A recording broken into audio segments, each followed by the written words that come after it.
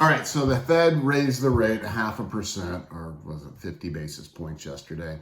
And what does that mean for us? Well, probably not too much, because I think as a society, we've kind of gotten used to it. Now, it's going to affect, obviously, lending. It's going to affect a bunch of different things. But for the most part, in my opinion, I'm seeing them slowing down with that, because it's usually been 0.75 of a point or the 750 basis points.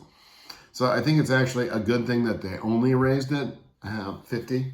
But at the same time, it's still going to affect rates. But what does that do to us as investors? Probably not much right now. I am in a holding pattern on that. I'm going to wait and see, because I think what's going to happen is eventually rates are going to start coming down a little bit, but I don't think that's going to affect prices coming down. I think prices are still coming down due to the potential job losses, or the projected job losses that we're going to have next year in a lot of different industries. So let's see what happens.